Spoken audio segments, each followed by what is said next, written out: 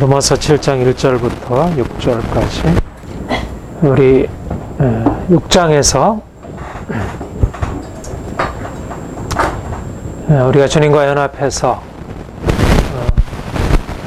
어떻게 죄로부터 자유함을 누리게 되는지 이 놀라운 은혜에 대해서 아주 분명하게 바울이 제시를 했습니다. 하나님이 우리에게 주신 은혜가 너무 많이 있는데 이 땅에서 누려야 할 현재적인 구원, 우리가 죄 사함 받고 우리가 더 이상 율법의 정죄 아래 놓이지 않고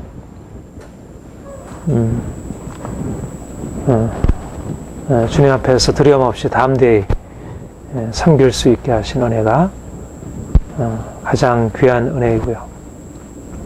또 그것과 함께 단지 죄인된 우리를 주님이 그 사랑으로 받아주시고 우리를 용서하시는 그 은혜만이 아니고 죄인된 우리를 실질적으로 바꾸셔서 우리를 의인되게 하시고 우리를 거룩하게 하시고 우리로 하여금 새로운 인생을 살아갈 수 있도록 새 영과 새 마음으로 에스겔 36장인가요? 우리에게 새 영과 새 마음을 주셔서 우리로 하여금 이 땅에 사는 동안 아담이 범죄한 이유로 모든 사람이 다 죄 아래서 어쩔 수 없이 죄의 종로로 타며 살고 있는데 이제는 더 이상 죄의 종이 아닌 의의 종으로 하나님의 종으로 살아갈 수 있는 길을 우리에게 열어놓으셨다는 것입니다. 우리가 주님을 믿으면서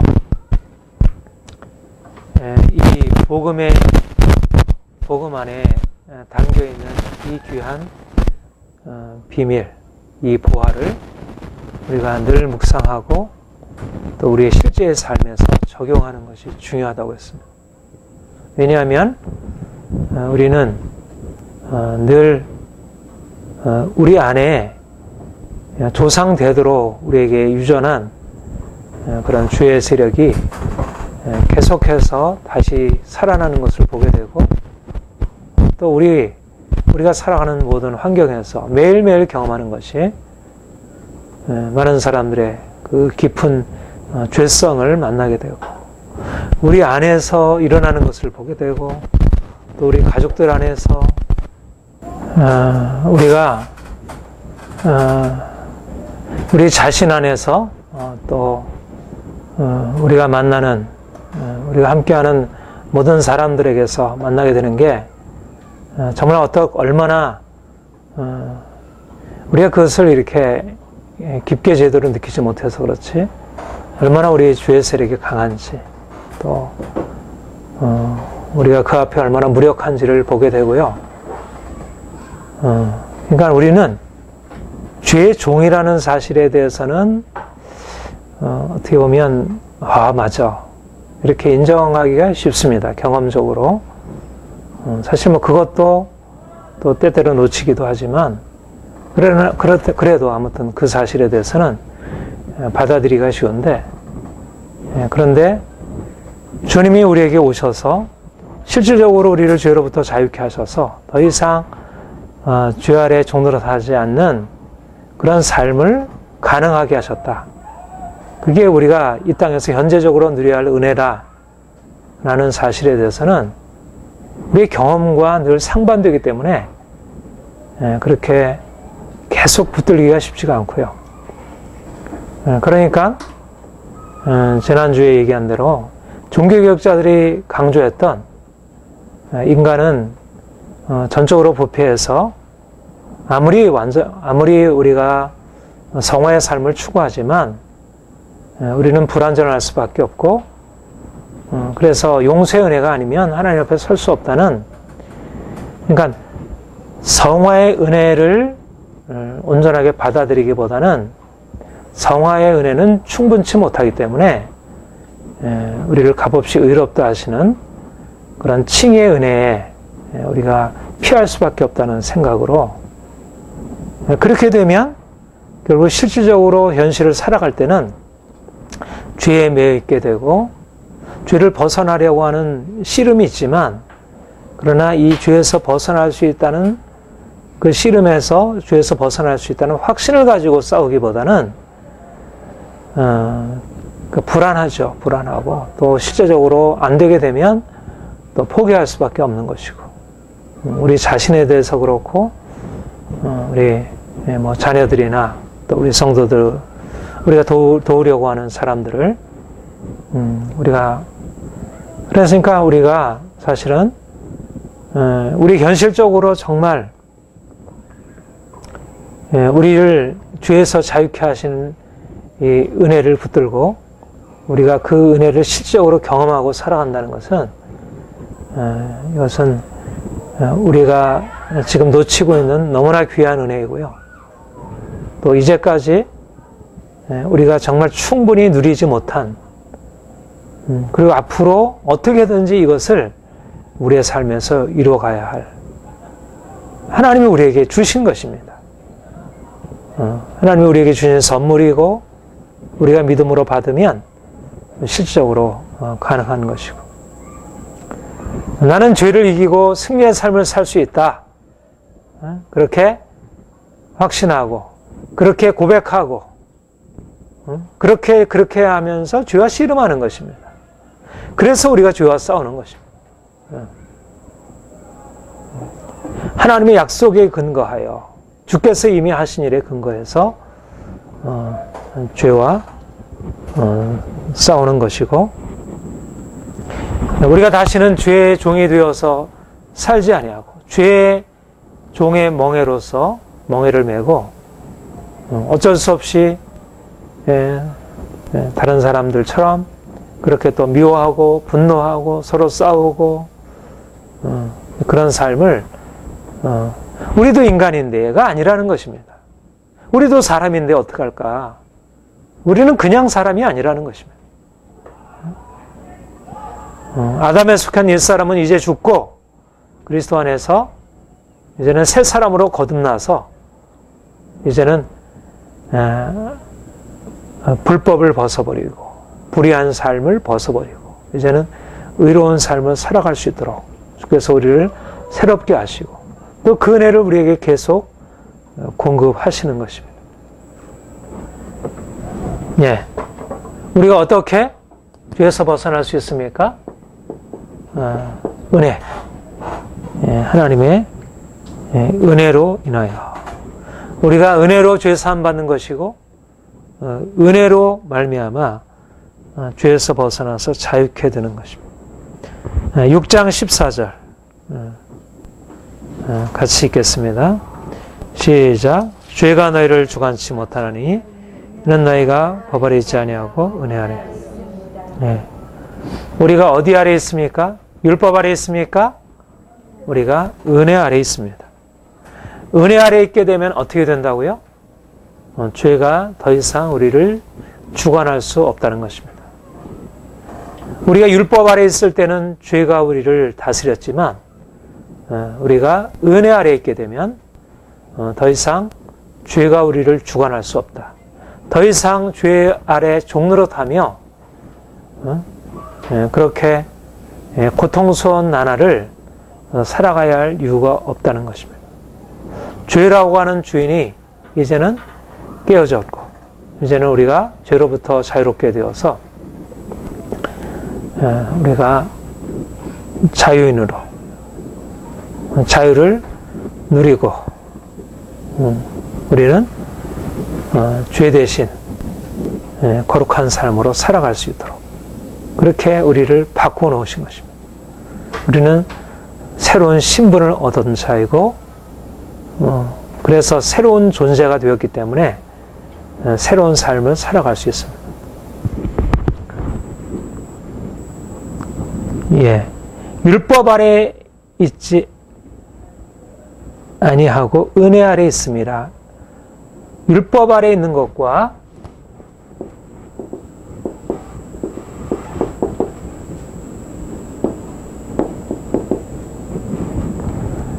네, 죄 아래 있는 것과 율법 아래 있는 것은 의미상 동일하지 않습니다. 죄 아래 있는 것은 죄가 시키는 대로, 죄악된 욕심이 우리에게 명하는 대로 살아가는 것이고, 율법 아래 있는 것은 율법이 무엇을 말하죠? 죄를 버리고 의로운 삶을 살아가도록 요구를 해요. 그러니까 율법 아래 있는 것은 죄 아래 있는 삶과 어떻게 보면 반대되는 것처럼 보일 수 있습니다. 죄 아래 있는 것은 죄 아래에 따라 살아가는 것이고, 율법 아래 있는 것은 이제 율법을 따라 사는 것이기 때문에 의를 추구하며 살아가는 것이고, 죄 아래 사는 삶과 율법 아래 사는 삶은 전혀 다른 삶처럼 보일 수 있습니다. 그런데 본문에는 명시적으로 나와 있죠. 14절에 명시적으로 나와 있진 않지만, 죄가 너희를 주관치 못하는 이는 너희가 법 아래 있지 아니하고 은혜 아래 있어.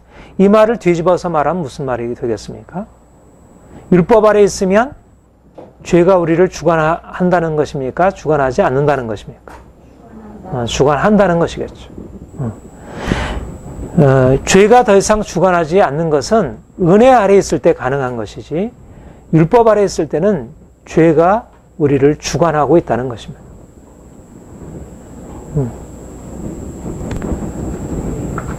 이것이 중요한 진리입니다. 우리가 죄 아래 살다가 죄 아래에서 우리가 율법 아래로 나아가면, 그러면 율법 아래 들어가면 우리가 죄에서 벗어날 것 같지만 죄에서 벗어나는 것이 아니라 여전히 율법 아래 살아가는 삶도 여전히 죄 아래 사는 삶을 벗어버릴 수 없다는 것입니다. 물론 내가 죄 아래 살면서 내가 원하는 내 욕심대로, 육체 욕심대로 행하는 삶이 아닐 수 있고, 내 육체 욕심을 벗어버리려고 애쓰고 노력하고 자신을 그렇게 바꾸려고 하는 삶이 될 수 있겠지만, 그러나 아무리 내가 율법을 따라서 선을 행하려 애쓴다 할지라도 근본적으로 율법 아래에서는 죄 아래 있는 삶을 벗어버릴 수 없다는 것입니다. 왜 그렇습니까? 왜 율법 아래에서는 죄 아래 있는 삶에서 왜 벗어날 수가 없어요?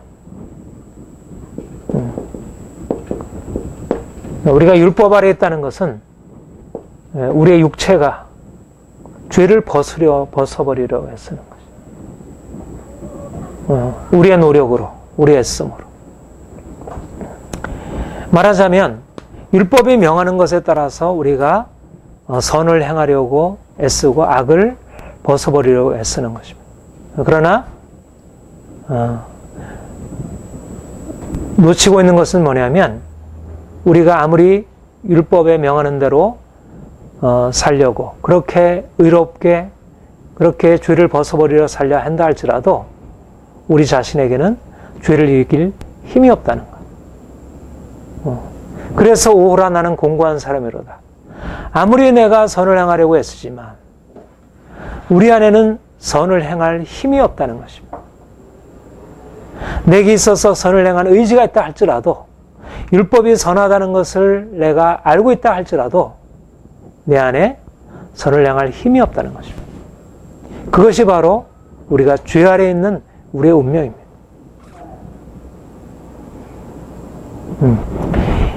우리 안에 죄를 이길 수 있는 힘이 없고, 육체로서 죄의 세력과 싸워서 번번이 패할 수밖에 없다는 것. 따라서 율법 아래에 있는 것은 실질적으로 죄를 벗어버리려는 노력에 있어서 그냥 죄악된 욕심에 따라 사는 삶과 구별되는 것 같아도 근본적으로 죄 아래에 있는 이 삶의 운명에서 벗어날 수 없다는 것이에요. 그러니까 인간이 비참한 것입니다. 인간이 죄의 종이라는 사실에서 한치도 바꿀 수가 없는 것입니다. 그런데 이제 은혜가 임한 것이에요. 주님께서 이 땅에 오셨고 그가 우리를 위하여 십자가에 죽으셨고 그가 육체로 죄의 종으로 사는 그 육체를 십자가에 못 박으시고 이제는 그 육체가 아닌 영으로 다시 부활하셔서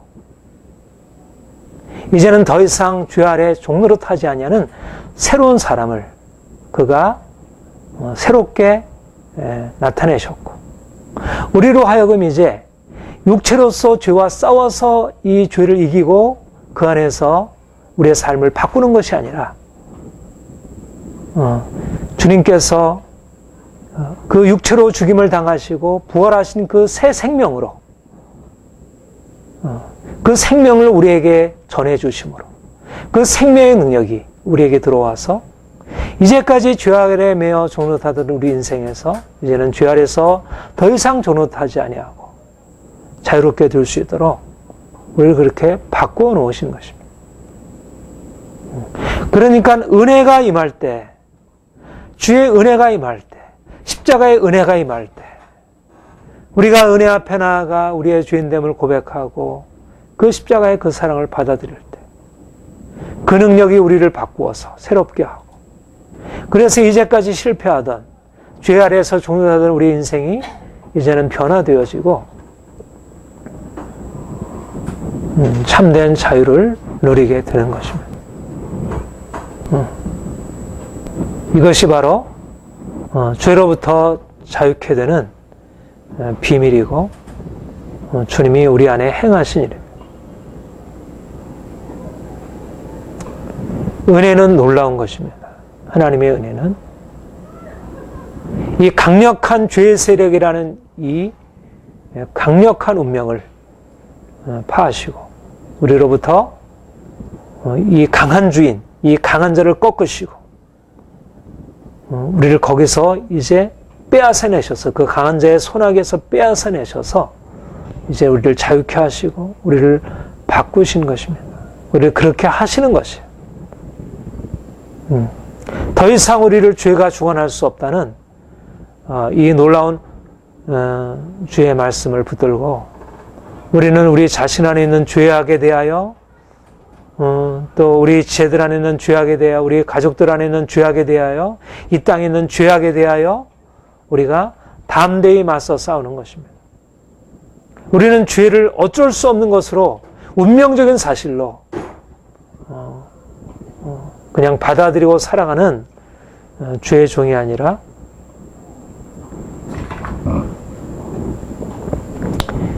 주님께서 우리를 위해서 율법 아래 아니라 은혜 아래 있는 자들에게 바로 그분의 죄를 이기는 그 놀라운 생명, 그 놀라운 능력을 가지고 우리 가운데 오셔서 우리를 친히 바꾸시는 그 은혜를 날마다 맛보는 것이. 그러니까 우리가 우리 자신 안에 있는 죄를 직면하게 될 때마다 또 우리 주변을 장악하고 있는 죄의 세력을 우리가 만날 때마다 우리가 그 죄의 세력 앞에 우리가 두려워하기보다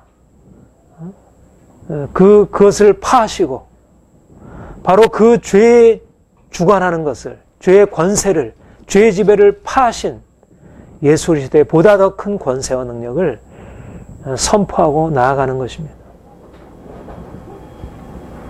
여러분, 우리가 하는 일은 우리는 도덕이 아니고 윤리가 아니고 하나님의 그 권세,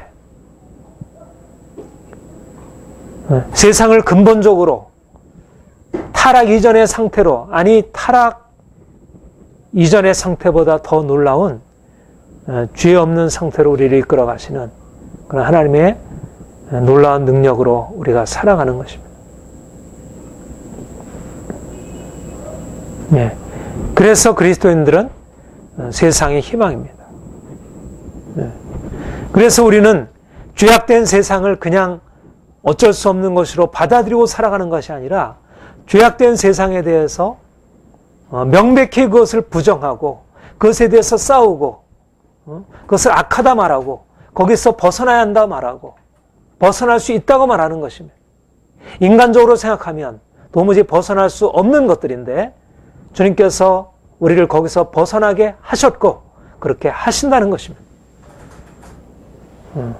우리는 그냥 죄인인데, 우리는 사람인데 우리가 어떻게 사람인데, 그것이 우리의 피난처가 아닙니다. 우리는 그냥 사람이 아니고 우리는 그리스도 안에서 자유케 된 하나님의 아들들입니다. 이런 믿음을 가지고 우리가 죄와 싸우는 것이고,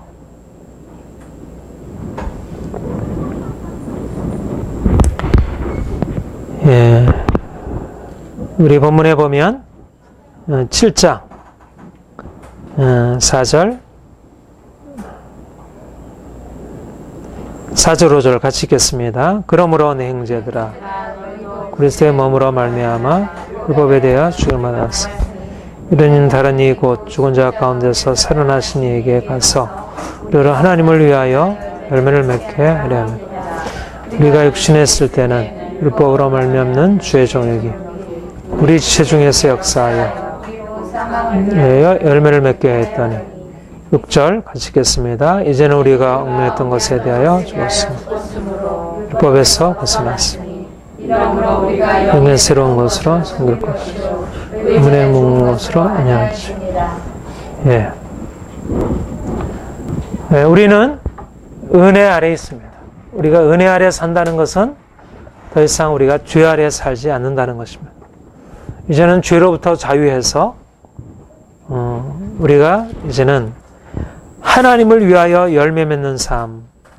6장 22절에 보면 하나님께 종이 되어 거룩함에 이르는 열매를 맺는 삶을 살 수 있게 되었습니다.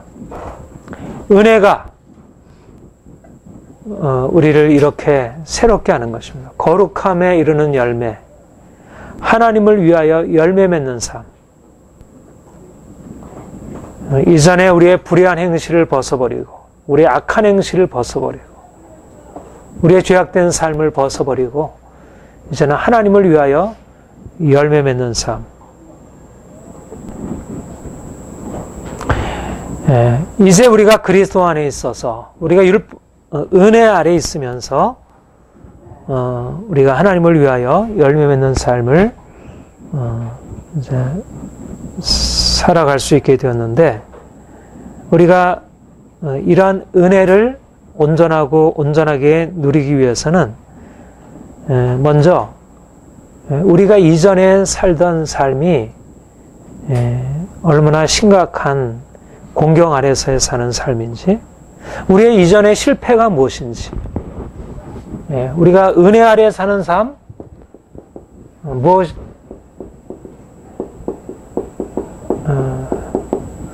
은혜 아래 사는 삶과 율법 아래 사는 삶이 대조되고 있습니다.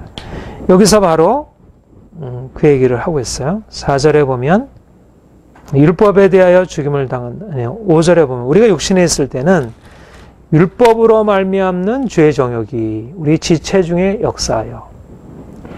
여러분, 원래 율법에 하는 역할은 무엇입니까? 율법은 우리의 죄를 드러내어서 우리의 죄에 대한 하나님의 심판을 선고하고, 그래서 더 이상 죄 아래 머물지 않도록 하는 게 율법의 역할입니다. 그렇죠? 이것이 의다, 이것이 죄다 가르쳐주고, 그래서 죄악된 길을 벗어나서 이제 의의 길에 서서 행하도록. 그러니까 율법을 통해서 우리가 죄가 무엇인지를 깨닫게 되고, 그래서 죄에서 벗어나야겠다는 생각을 갖게 됩니다. 율법의 중요한 기능이 바로 죄를 깨닫게 하는 것입니다. 로마서 3장 20절.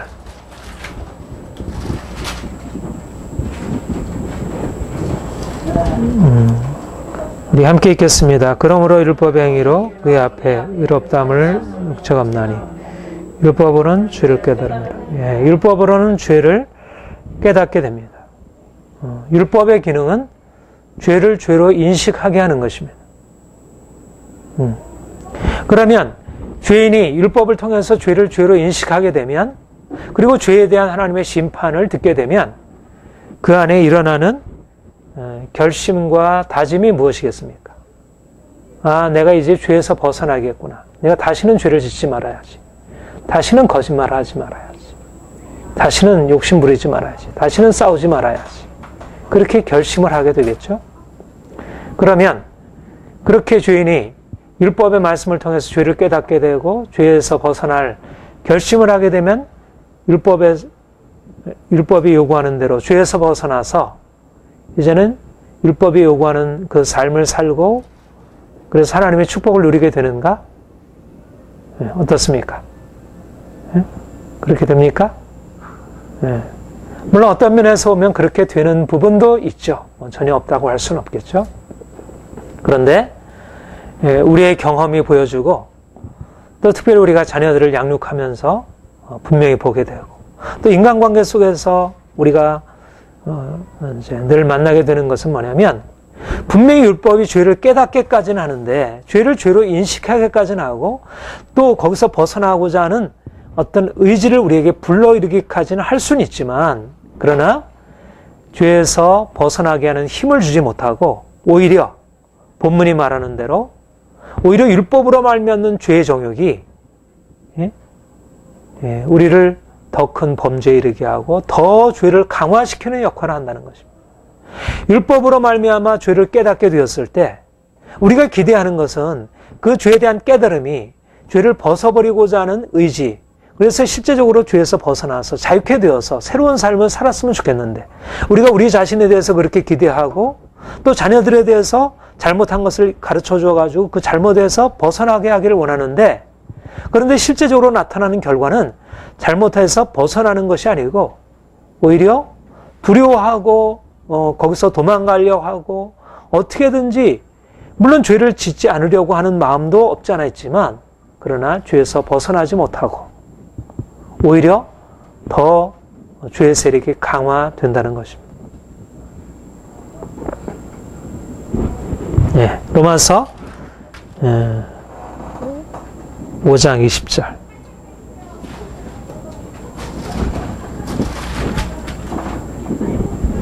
우리 같이 읽어보겠습니다. 율법에 가입한 것은 범죄를 더하게 하랍니다.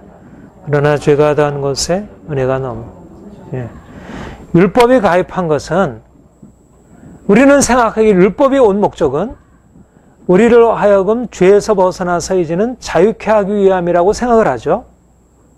또 실제적으로 그렇게 사용을 하고 있습니다. 모든 세상 사람들이 그렇게 사용하고 있고 우리 그리스도인들도 율법을 그렇게 사용하고 있습니다.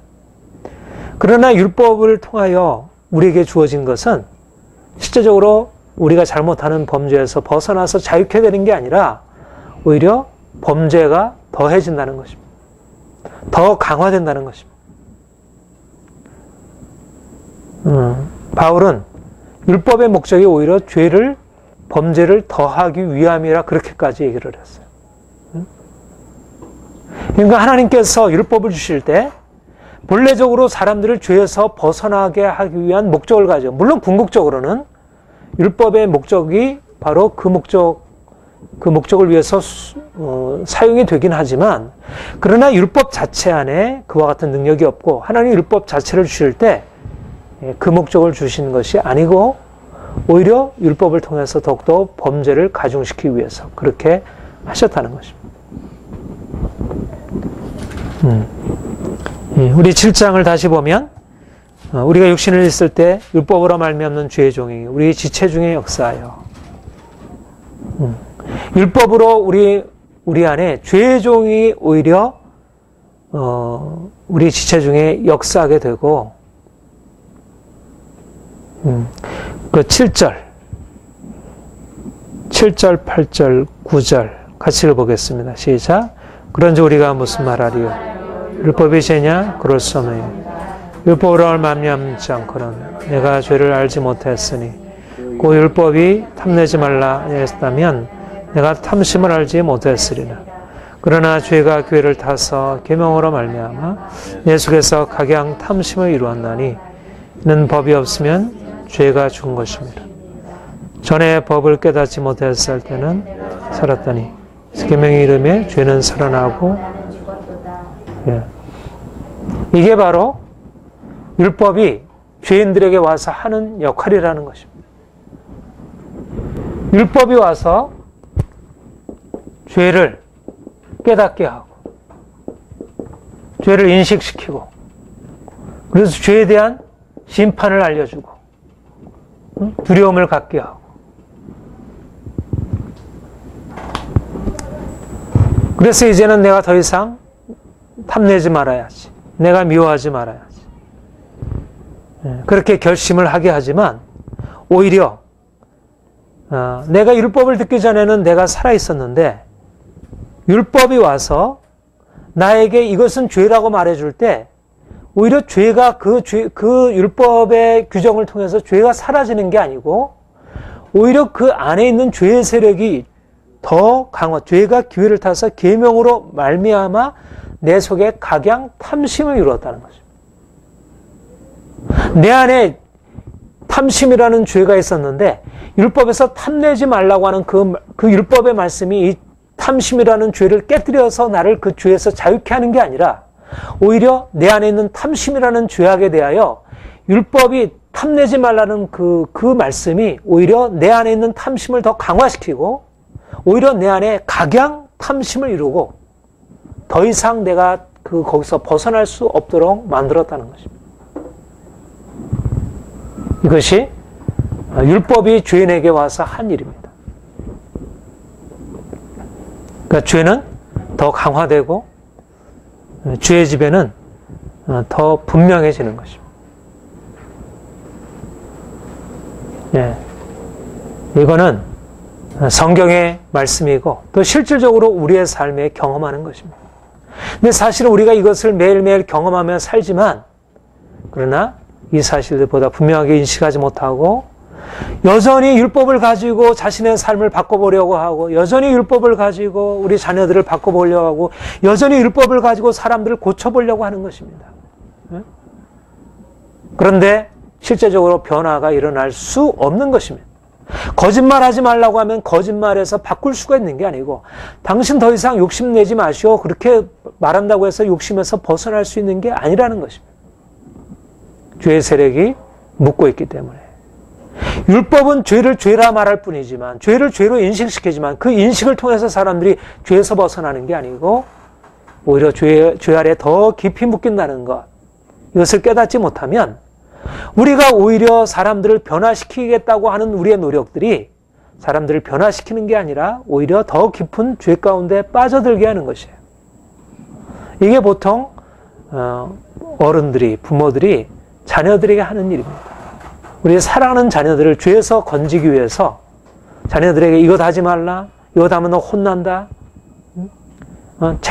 책망도 하고 훈계도 하고 때리기도 하고 하지만 그러나 그러한 율법을 통해서 바꾸는 게 아니고 오히려 그 안에 두려움과 정죄감과 그리고 분노와 또 그 묶여있는 그 죄의 세력 안에서 어쩔 수 없는 자신에 대한 절망감을 그래서 이제는 죄를 더 이상 죄로 인식하고 하지 않으려고 하는 처음에는 죄에 대해서 양심의 가책을 느끼지만 더 이상 이제는 죄를 죄로 인식하지 않고자 하는 강한 죄에 대해서 완고한 마음을 갖게 됩니다. 부모가 기대하는 것과 거꾸로 방향으로 나아가는 것이죠. 여러분, 자녀들을 율법으로 그렇게 바꿀 수가 없습니다. 사람들을 율법으로 바꿀 수가 없습니다. 그러니까 결국은 율법이 와서 죄를 깨닫게 하고 인식하게 하고 두려움에 대한 심판에 대한 두려움을 심어주지만 실제적으로 나타나는 것은 죄 아래 더 종노릇하게 하는 것입니다. 범죄를 더하게 하고 죄를 더. 그러다 보면 그 다음에 나타나는 건 뭐예요? 네? 하나님의 진노의 심판인 것입니다. 진노의 결과는 무엇이에요? 죽음이죠. 율법이 하는 역할이 뭐냐면 죄를 깨닫게 하고 인식시키고 사람들이 죄를 가지고 우리가 스트로크를 한다 그러죠. 씨름을 하는 거예요. 벗어나려고 애를 써요. 그러나 벗어나는 것을 통해 벗어나는 게 아니라 죄가 더욱더 강화되고 결국은 율법이 말한 대로 결국 죽음에 이르게 하는 것입니다. 그래서 율법의 역할은 무엇이냐면 로마서 4장 15절.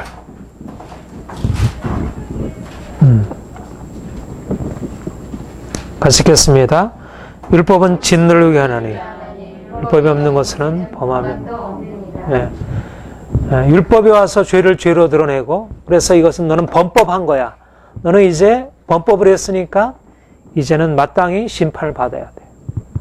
율법은 심판을 선고하고, 율법은 진노를 이루게 하고 결국 죽음에 이르게 하는 것입니다. 그래서 로마서 7장에 말하는 대로 율법으로 말미암는 죄의 정이 우리 지체 중에 역사하여 우리로 사망을 위하여 열매를 맺게 한다는 것입니다. 율법이 와서 우리를 죄를 강화시키고 결국은 율법에 따라서 진노의 심판을 받게 하고 죽음에 이르게 하는 것이에요. 그래서 고린도전서 3장에 보면, 고린도후서 3장에 보면 율법을 무엇이라 그렇게 얘기를 합니까? 정죄와 죽음의 직분이라 그렇게 얘기를 하고 있습니다. 옛 언약의 직분을 정죄와 죽음의 직분이라 그렇게 얘기를 하고 있어요. 고린도후서 3장 6절, 7절, 9절 같이 읽겠습니다. 저가 또한 우리로 새 언약의 일꾼 되기에 만족하셨으니 의문으로 아니하고 오직 영으로 함이니 의문은 죽이는 것이요, 영은 의문은 죽이는 것이요. 또 7절 같이 읽겠습니다. 돌에 써서 새긴 죽게 하는 의문의 직분도 영광이 있어 이스라엘 자손들이 모세 얼굴에 없어질 영광을 인하여 그 얼굴을 주목하지 못하였다. 예. 옛 언약의 직분은 죽이는 직분입니다. 의문은 죽이는 직분이에요. 9절에 보면 정죄의 직분도 영광이 있어서. 율법은 우리의 죄를 드러내고 우리를 정죄하고 죽음에 이르게 하는 것. 그러니까 우리가 율법 아래 산다는 것.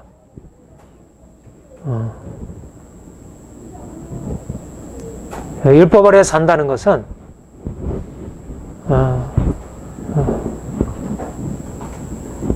우리가 죄 아래 있는 삶을 한치도 바꿀 수 없고, 그리고 죄 아래 있는 삶을 더 강화시키고, 그리고 하나님의 진노와 정죄와 죽음에 이르게 하는 것이죠. 이것이 세상 사람들이 살아가는, 오늘날 모든 아담에 속한 사람들이 살아가는 삶의 방식입니다. 그러니까 율법 아래에서 죄를 해결하지 못하니까 결국 죄인된 인간이 율법 아래 살아갈 때는 늘 두려움과 정죄의식 속에서 살아갈 수밖에 없는 거죠. 인생에 자유함이 없는 거예요. 내가 죄에서 벗어나지 못하고, 내가 정죄에서 벗어나지 못하고, 하나님의 심판 앞에 살고 있고 사람들의 정죄와 심판 아래 있고. 로마서 8장 15절의 말씀대로 너희가 다시는 무수하는 종의 영을 받지 아니하고 양자의 영을 받았으므로. 우리가 결국 율법 아래서 우리가 죄에서 벗어나지 못하고 오히려 죄 아래 더 깊이 매이게 되고 또 율법의 심판 아래 놓이게 되면서 우리는 무수하는 종의 영으로 살아온 것입니다. 이것이 바로 인생의 율법 아래 살아가는 사람들의 삶의 실패입니다. 많은 사람들이 바로 이런 실패의 삶을 죄 아래 살고 있으면서 율법 아래 살고 있으면 죄 아래에서 사는, 아까 얘기한 대로 사람들이 죄라고 하는 것이 문제라는 것을 아니니까 이 죄에서 벗어나기 위해서 어디로 다 들어가냐면 율법 아래로 다 들어가는 것이에요. 율법 아래로. 죄의 문제가 나타나게 되면 죄의 문제를 다루기 위해서 율법이라고 하는 것이 등장해서 이것이 우리의 삶에 하나의 질서를 이루게 되고 이것이 우리의 삶을 지탱하고 있습니다. 모든 사회는, 모든 공동체는 율법이 결국 지배하고 있습니다. 죄를 깨닫게 하고 그것을 심판하고, 그 목적은 사람들을 죄에서 벗어나서 자유케 하고 보다 온전한 삶으로 살게 하는 것이지만, 그러나 그렇게 될 수 없다는 것이에요. 진정한 의미로. 우리가 율법 아래서 사는 삶이 죄 아래서 우리가 죄악된 욕심에 따라서 사는 삶 못지않게 이것이 근본적으로 우리의 공경의 해결이 아니고 오히려 이것이 공경을 더 강화시키고, 이로 말미암아서 우리 인생이 얼마나 더 악한 죄 가운데 빠져가는지, 율법은 우리를 자유케 하는 게 아니고 우리를 더 강한 공경으로 들어가게 한다는 것.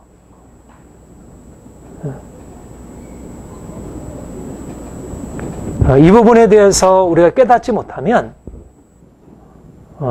많은 사람들이 예수 믿는 것을, 은혜 아래 사는 것을, 내가 예수를 믿고 나서 이제는 주님께서 나를 구속하셨어, 나를 이제 바꾸셨어, 이제는 내가 말씀을 따라야지 라고 하는 삶을 마치 율법 아래서 살아가는 삶으로, 내가 내 삶을 바꾸고 내가 내 씨름하고 그렇게 사는 삶으로 내 자신에 대해서 그렇게 하고 다른 사람들을 그렇게 세워가고 하는 것이 마치 은혜 아래서 살아가는 삶의 모습인 것이냐, 그렇게 생각하고 있지만, 그러나 율법 아래 사는 삶은 죄 아래 사는 삶을 근본적으로 바꾸지 못하고 죄 아래 사는 삶의 변형일 뿐이라는 것입니다. 예. 똥 묻은 개가 겨 묻은 겨를 뭐라 한다 그러잖아요. 근본적으로 율법 아래 사는 삶은 사실은 죄 아래 사는 삶 이상 못지않게 더 강한 죄 가운데, 우리가 전에도 종종 말씀드리지만 오히려 다른 사람을 판단하고 정죄하는, 다른 사람의 죄를 판단하고 정죄하는 그들의 정죄 안에 더 큰 죄악이 있는 거예요. 율법 안에 사는 삶이. 자신 안에 이미 강한 죄악이 있고요. 그것을 덮고 있을 뿐이지. 사람들은 생각하기를 내가 죄를 벗어버리려고 애쓰면 죄 아래 사는 삶보다 낫다고 생각해요. 물론 어떤 부분은 나은 부분이 있겠죠.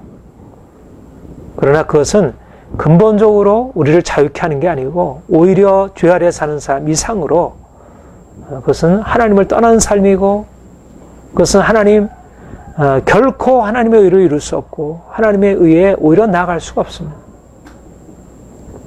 그러니까 우리가 그렇게 얘기를 할 수 있잖아요. 죄인 세리의 삶과 바리새인의 삶, 어떤 게 주님 앞에서 더 나은 삶입니까? 죄인 세리나 바리새인이나 어떤 게 낫다고 할 수 없죠. 다 같은 삶이에요. 그런데 오히려 더 하나님 앞에 나오기 어려운 것은 명시적으로 드러나 있는 죄 아래 있는 삶이 오히려 율법 아래에서 감춰있는 방식으로 율법을 벗어나고 애쓰면서 뭔가 양심의 가책도 느끼고 그래서 벗어나려고 하는, 그리고 다른 사람 판단하고 세워가려는 그 삶이 훨씬 좋아 보이지만, 그러나 오히려 은혜 아래에 있는 삶을 오히려 더 막고 있다는 것입니다. 그런 것이. 보다 더 위험한 것은 죄 아래 사는 삶, 못지않게 율법 아래서 사는 삶이 정말 위험한 것이에요.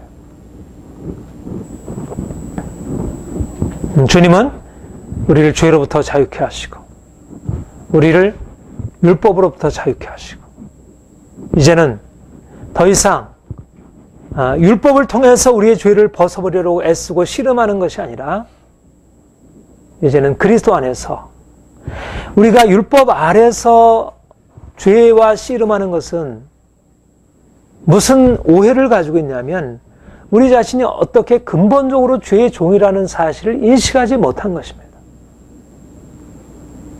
내가 얼마나 죄에 대해서 무력한지를 알지 못한 상태에서 내가 그렇게 벗어날 수 있다고 생각하고 다른 사람을 그렇게 벗어날 수 있다고 생각하고 있어요. 근데 우리는 죄에서 벗어날 수 없는 존재라는 것이에요. 율법을 통해서 죄에서 벗어날 수 있는 게 아니고 오히려 율법은 우리 자신과 다른 사람들을 더 깊은 죄에 사로잡히게 하는 것이에요. 오히려 길은 뭐냐면 본문에 얘기하는 대로 율법에 대하여 죽을 때. 예? 자, 7장 4절 다시 보겠습니다. 시작. 그러므로 내 형제들아 너희도 그리스도의 몸으로 말미암아 율법에 대하여 죽임을 당했으니 이는 다른 이 곧 죽은 자 가운데서 살아나신 이에게 가서 우리로 하나님을 위하여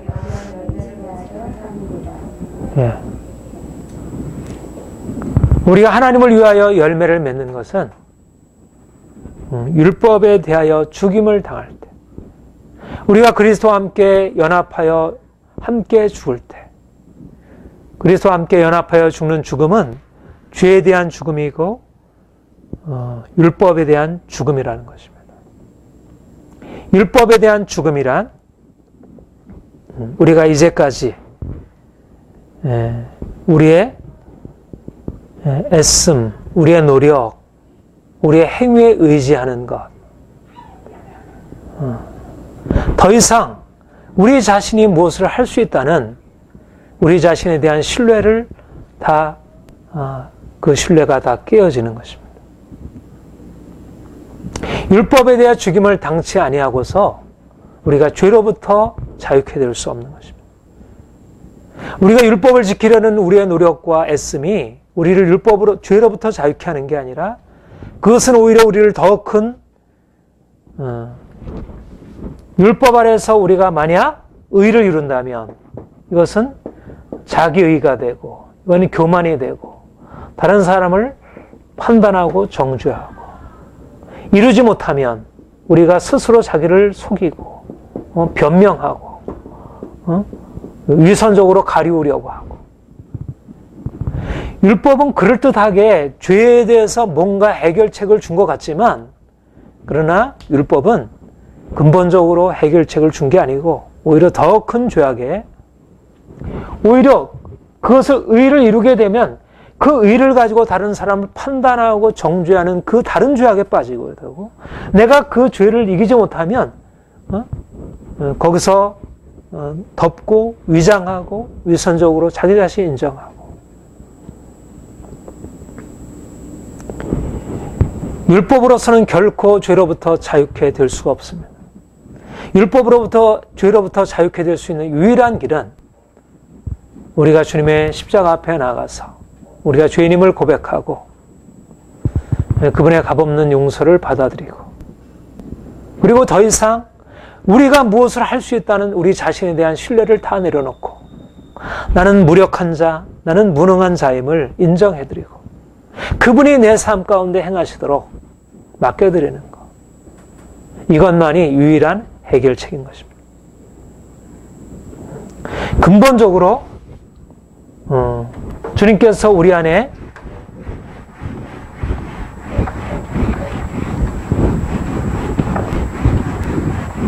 우리가 죄에서 벗어나 의회로 거룩한 삶으로 나아갈 수 있는 것은 우리가 이제는 더 이상 육체 안에서 행하는 삶에서 영 안에 행하는 삶으로 바뀌어지는 것입니다. 그 5절에 그렇게 얘기했죠. 5절. 우리가 육신에 있을 때는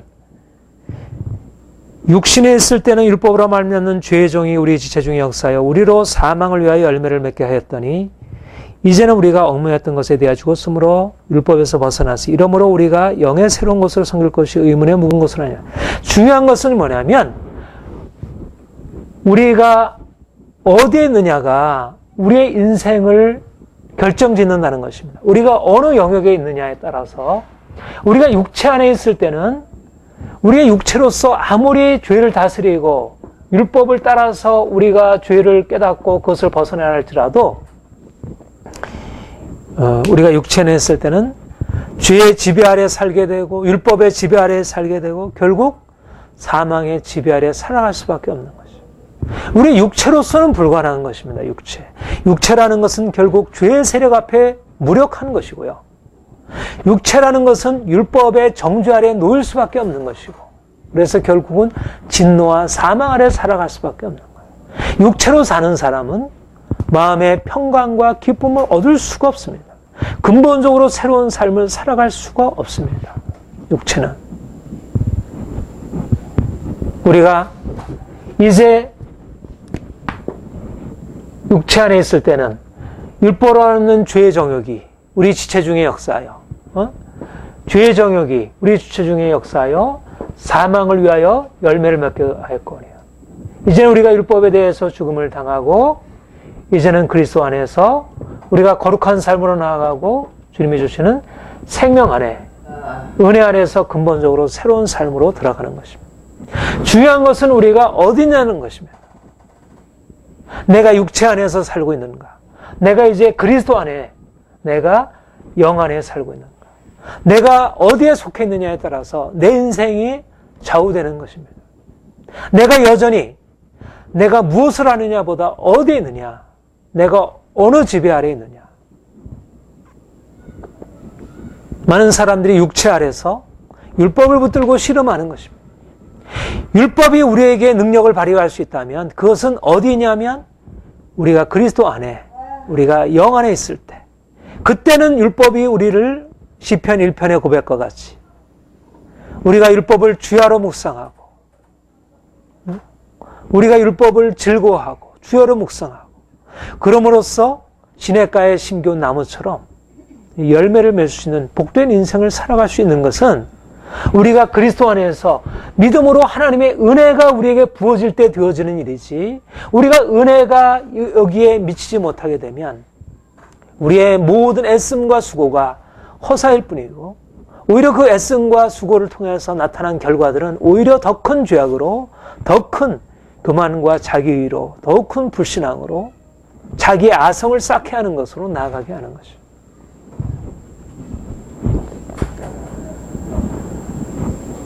예, 육체 안에서 우리가 이전에는 육체로 살았지만 이제는 그리스도 안에서 어떻게 이런 전환, 이 근본적인 전환이 어디서 이루어졌습니까?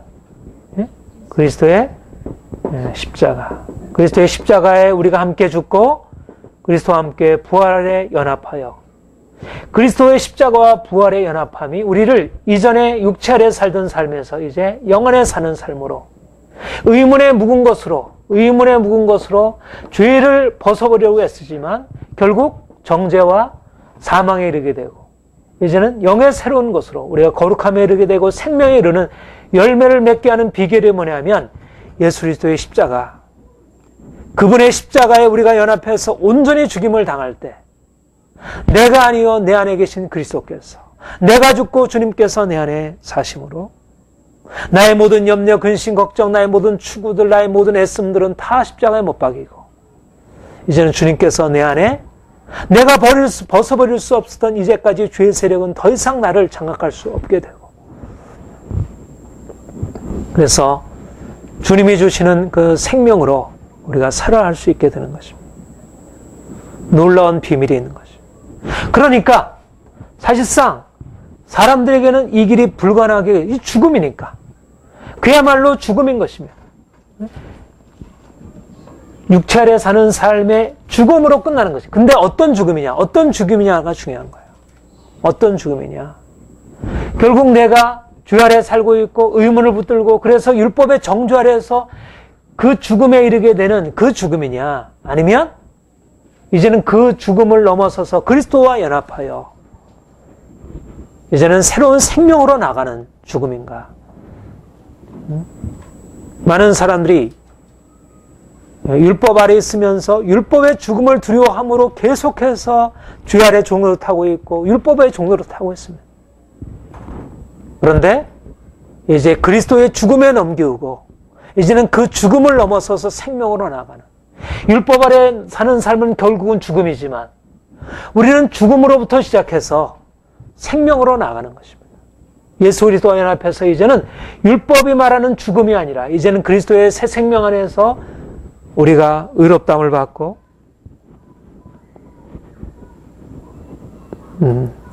거룩한 삶으로, 생명의 삶으로 살아가게 되는 것입니다.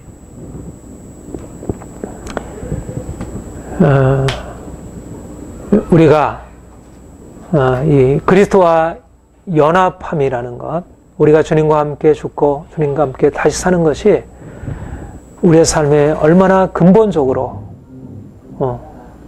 그리스도와 함께 죽고 다시 산다는 것은 그냥 우리가 내적으로 뭐 주님과의 깊은 관계만을 말하는 것이 아니라 그것이 바로 인생의 고질적인 이게 인생의 전체에 말하자면 슬픈 운명이잖아요. 얼마나 정말 절망적인 운명인 거예요. 아무리 애를 써도 바꿀 수 없는 인간의 운명인 거예요. 가정이 운명 아래 있고 직장이 운명 아래 있고 이 사회가 이런 운명 아래 있는 거예요.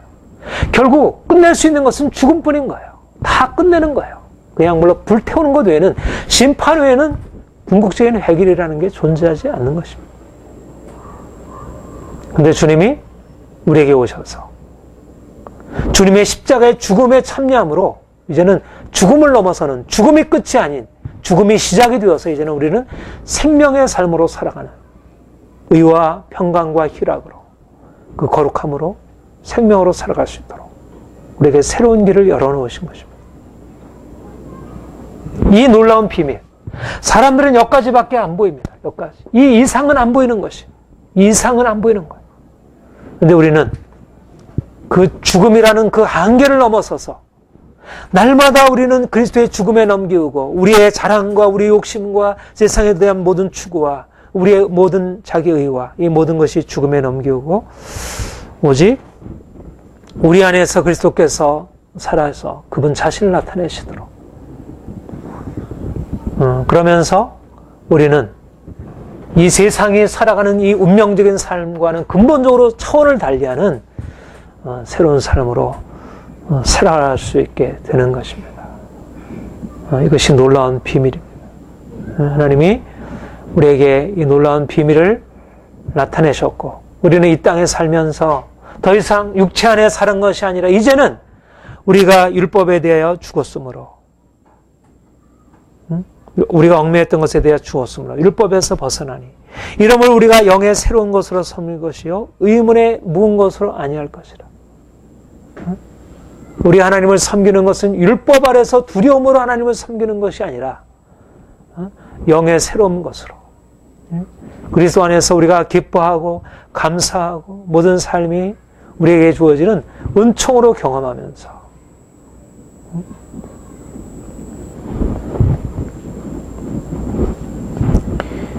이런 의미에서 핵심은 뭐냐면 결국 우리가 죄로부터 자유케 돼서 온전히 거룩한 삶을 살아가게 되고 생명에 이르는 삶을 살아가게 되는 핵심이 뭡니까? 그리스도와 함께 죽음에 넘겨오는 것입니다. 우리가 그리스도와 함께 죽음에 참여할 때 율법에 대해 죽었으므로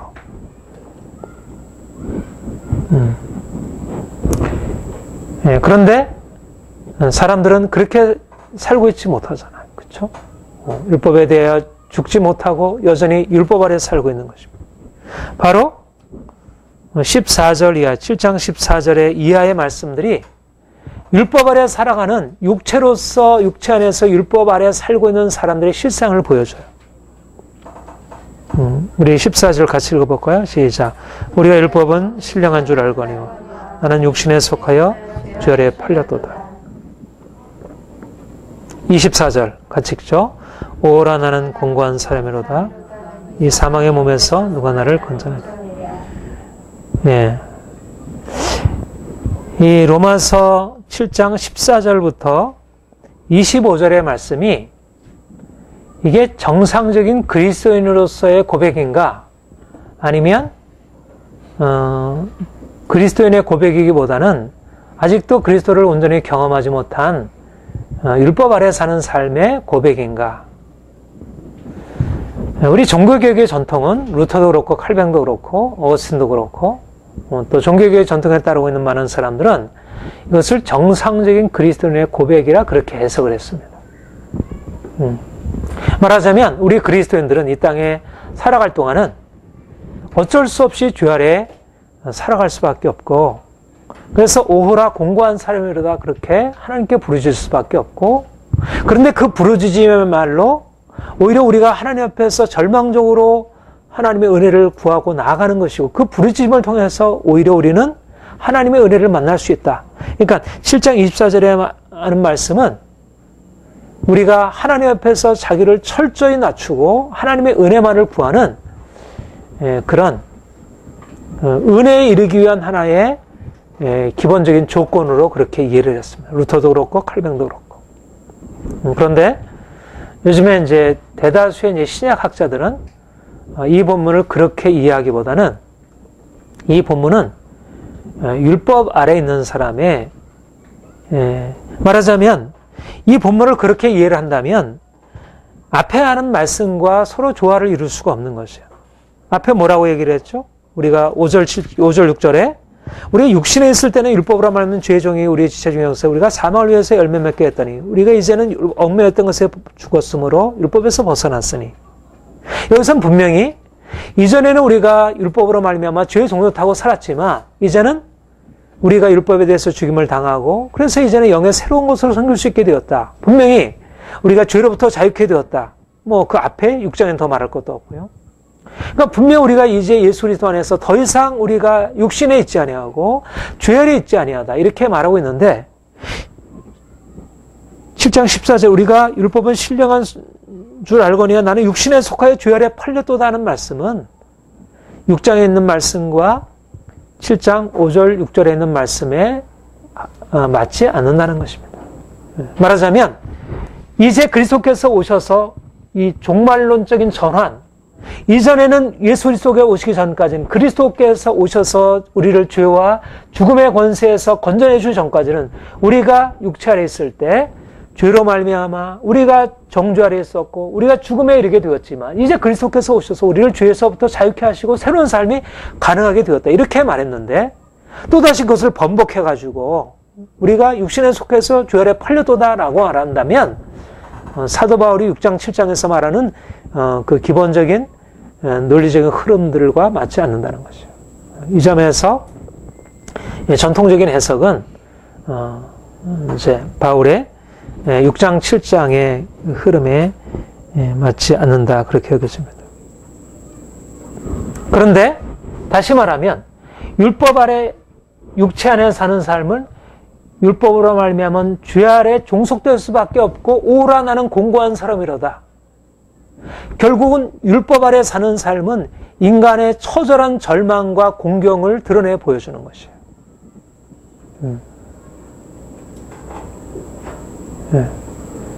결국 주님께서 율법을 통해서 하시는 일이 그 일인 것입니다.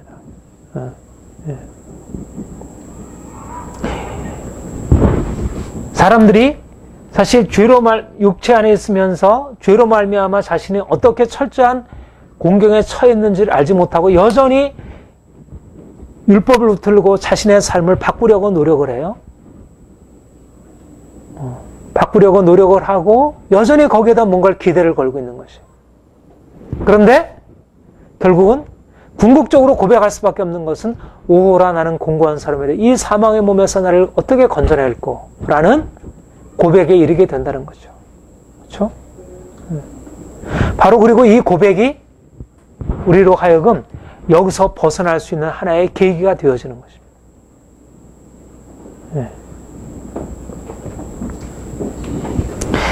그러니까 로마서 7장 24절 오호라 나는 공고한 사람이로다 이 사망의 몸에서 누가 나를 건져낼까 하는 것은 실질적으로 정상적인 그리스도인의 삶의 고백이 아니고 우리가 그리스도 밖에 있을 때 또 주님을 믿고 있지만 여전히 은혜 아래 살기보다는 여전히 내 자신을 붙들고 율법 아래 사는 삶의 결과를 말해주는 것입니다. 그런데 하나님께서 바로 이와 같은 삶의 결과를 통하여 우리에게 가르쳐 주시는 것이 있는데 바로 우리가 더 이상 내 인생을 여기에 근거해서 살 것이 아니구나. 이제까지 내 삶의 실패를 인정하게 하고 이제 하나님께서 이러한 상황에서 우리에게 오셔서 너의 길은 네가 이제까지 걸어온 길은 성공의 길이 아니다. 그렇게 해가지고 네가 죄에서 벗어나고 심판에서 벗어날 수 없다. 하나님께서 이러한 실패를 통해서 우리에게 우리 자신의 모습을 깨닫게 하고 우리의 실상을 보여주는 것이죠. 그리고 주님께서 우리에게 말씀하시기를 이제 은혜 아래서 이렇게 실패의 삶을 계속 되풀이하고 살아가는 삶과는 다른 삶이 너에게 예비되어 있다고 하는 것을 우리에게 보여주시고 말씀하는 것입니다. 그러면 우리가 이러한 실패가 우리로 하여금 이제 은혜로 나아갈 수 있는 하나의 계기가 되어지는 거죠. 이런 의미에서 종교개혁자들이 얘기한 의미가 종교개혁자들이 로마서 7장의 이 고백은 정상적인 그리스도인의 고백이 될 수 있다는 것은 그런 의미로 고백이 될 수 있습니다. 이 본문 자체는 결코 정상적인 그리스도인의 고백이라 할 수 없습니다. 모든 사람들이 사실 다 이런 고백 가운데 살아가고 있는 것이에요. 오호라 공고한 사람. 그러나 많은 사람들이 이 공고한 사람이라도 하면서 여전히 그 절망 가운데서 그냥 포기하고 살거나 아니면 자기가 절망적인 공경을 느끼면서도 애써 부정하고 살고 있거나 거기에 머물러 있죠. 더 이상 여기서 벗어날 생각을 하지 못하는 것이죠. 그런데 주님께서 주의 복음의 빛을 비추심으로 말미암아 우리가 얼마나 절망적인 공경에 처해 있는지를 깨닫게 하시고 그리고 더 이상 우리가 여기에 속해서 살 일이 아니고 이제는 여기서 벗어나서 이제는 그리스도 안에서 새로운 삶이 가능하다는 사실을 깨닫게 하심으로 이제는 주님께 돌아올 수 있게 하는 것입니다. 그게 바로 이제 깨어짐이죠. 말하자면 하나님께서 우리의 실패를 통하여 우리를 깨뜨리는 것입니다. 우리가 깨어지기 전까지는 우리의 육체의 삶에서 우리가 율법을 의지하고 살아가는 삶에서 우리가 절망하기 전까지는 우리가 주님을 붙들지 않으니까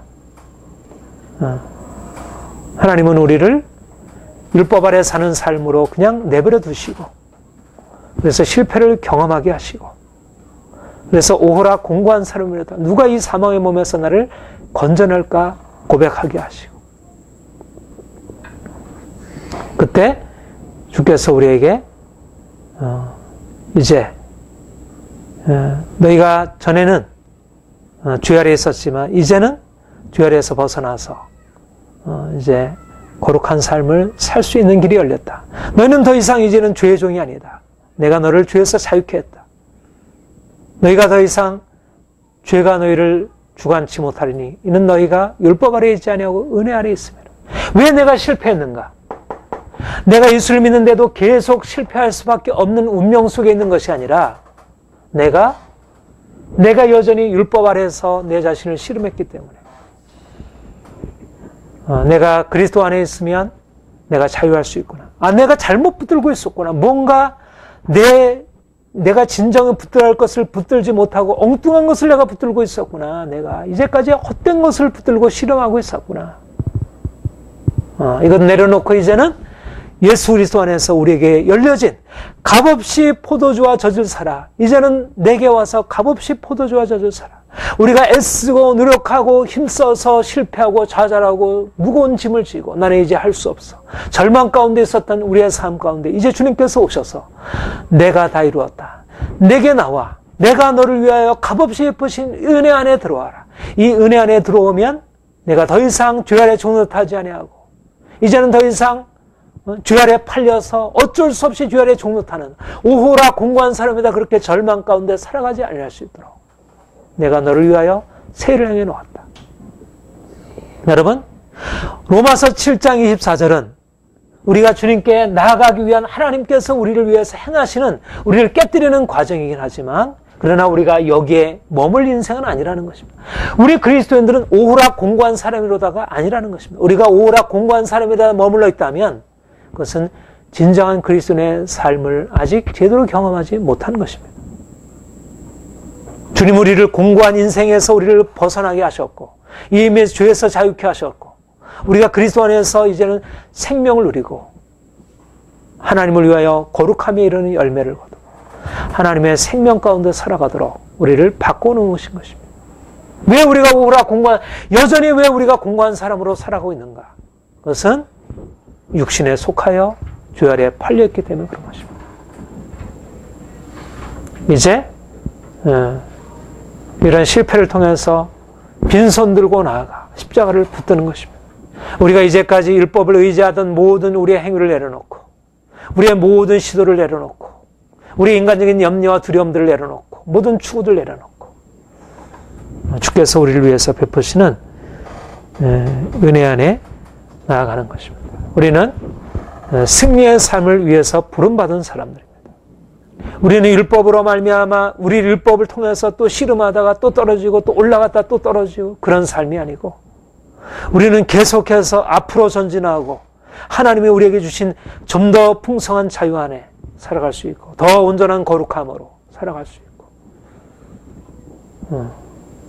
세상이 알지 못하는 그런 놀라운 삶을 우리가 나타낼 수 있습니다. 주님 우리 안에 새해를 시작하셨고 더 온전하게 이루실 것입니다.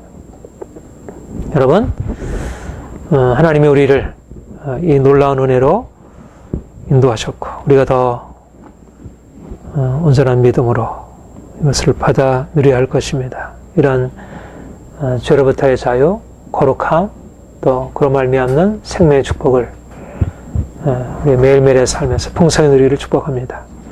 기도하겠습니다. 주님 감사합니다. 우리가 전에는 율법으로 말미암는 죄의 정욕이 우리 지체 중의 역사야 사망을 위하여 열매 맺게 되었지만 이제는 얽매였던 것에 대해 죽고 율법으로부터 벗어나 의문에 부은 것이 아니라 영의 새로운 것으로 하나님을 섬길 수 있도록 우리의 삶에 놀라운 새 일들을 이루셔 주심을 감사드립니다. 주님, 죄로부터 자유함의 이 놀라운 축복이 우리의 날마다의 삶에 더욱더 온전하게 이루어지게 하여 주옵소서. 하나님, 우리가 실질적으로 많은 죄와 씨름하지만 여전히 연약한 우리 자신을 고백할 수밖에 없습니다. 그러나 이미 우리가 그리스도 안에 있어 우리가 죄를 이기고 모든 우리의 정욕을 이기고 우리의 세상 모든 악한 권세 이기고 승리에 살아갈 수 있음을 삶을 살아갈 수 있음을 확신하며 앞으로 전진하기를 원합니다. 하나님, 그리하여 아직도 죄 가운데 살고 있고 죄 아래 종노릇하고 있는 많은 사람들에게 죄의 놀라운 사랑과 이 은혜와 축복을 전해주게 하시고 그래서 이 땅에 주의 밝은 빛을 비추게 하여 주옵소서. 우리 한 사람 한 사람이 주의 거룩한 빛 되어 이 땅을 새롭게 하기를 원합니다. 감사드립니다. 예수님의 이름으로 기도합니다. 아멘.